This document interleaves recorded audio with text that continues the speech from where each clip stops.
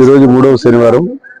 ప్రతి మూడవ శనివారంలో స్వయం ముఖ్యమంత్రి గారు ఏదో ఒక జిల్లాపై పరిశుభ్రత పచ్చదనం కార్యక్రమం అంటే ఈ రోజు స్వచ్ఛ భారత్ కార్యక్రమంలో భాగంగా ఆంధ్రప్రదేశ్ స్వచ్ఛ ఆంధ్రప్రదేశ్ కార్యక్రమం ఏర్పాటు చేయలేదు. ఇది వేసవికాలం కాబట్టి బీట్ ది హీట్ అనే కార్యక్రమం కూడా ప్రవేశపెట్టి ప్రజలకు అవేర్నెస్ క్రియేట్ చేసి, ఎందుకంటే వేసవికాలం కాబట్టి వడగాల్పులు ఎక్కువ ఉంటాయి, ఇబ్బంది ఉంటుంది అని చెప్పి దాన్ని కూడా ఎక్కడంటే చలి వీధులు కావాలన్నా అక్కడ ఏర్పాటు చేయండి. అదేవిధంగా ఎక్కడైతే మనకైతే కానీ కోస్టల్ ఏరియా అయితే బాగా వాళ్ళు సొంతం చేసుకుంటారు, పాకరికలు మనకు తక్కువ ఉన్నాయి, ఫారెస్ట్ తక్కువ ఉంది కాబట్టి పాత్రలు తీసుకుంటారు. కానీ ఇప్పుడు మనం తీసుకొచ్చి ఇది పెట్టుకుంటున్నాం సెంటర్ లో, అదేమి గ్రీన్ సెట్స్ చేస్తా ఉన్నాం.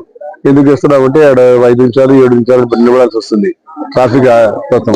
అక్కడ వేసినప్పుడు చాలా సైకిల్ మోటార్ మీద కానీ వెహికల్ డక్స్ పాదచారులకు ఇబ్బంది అవుతుందని ఆ కార్యక్రమం ఏర్పాటు చేయడం జరిగింది. కాబట్టి ఈ చక్కగా ఈ కార్యక్రమం మన ఇంత పెద్ద ఎత్తున మహిళలు రావడం చాలా సంతోషదాయకంగా ఉందని చెప్పి ముఖ్యంగా తెలుసు. కాబట్టి ఈ రోజు మన జిల్లా కూడా ముఖ్యమంత్రి గారు వస్తున్నారు.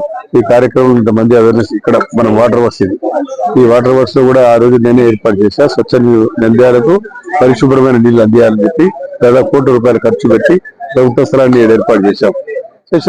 మరి కానీ ప్రజల్లో అవేర్నెస్ ఎంత వచ్చినా కానీ మన బాటలు కొనుక్కొని తాగుతున్నారు. శుద్ధి కేంద్రం కొన్ని ₹1 కోటి పెట్టాడు, శుద్ధి కేంద్రం పెట్టడానికి కొన్ని కోట్లు అవుతాయి. శుద్ధి నీళ్లు చేసి పాలము మీకు పట్టిక ఏదంటారు అవన్నీ కలిపి క్లీన్ చేసి వాటర్ పంపి తాగడం, దానికి అందరూ బాటలు కొనుక్కొని తాగుతారు. అంటే అవేర్నెస్ పోయింది. అది ఎందుకు వచ్చిందో ఏమో మాకు సిస్టమ్ అయితే తెలియదు, కానీ దాన్ని మర్చిపోయి ప్రజలు స్వచ్ఛమైన నీళ్లు మున్సిపాలిటీ వాటర్ కూడా తాగాల్సిన అవసరం ఉంది. అదే చెప్పేది.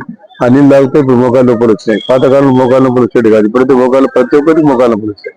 ఈ రకంగా ఏది ఏమైనా సరే ఈ స్వచ్ఛ భారత్ కార్యక్రమంలో మరి ఈ రోజు మనం ఈ కార్యక్రమం ఇక్కడ జయప్రదంగా చేసుకోవడం జరిగింది. కాబట్టి ఇక్కడ పాల్గొన్న మహిళా సోదరులకు కానీ అందరికీ కానీ పత్రికా విలేకరులు మీడియా కూడా ధన్యవాదాలు చేస్తాం.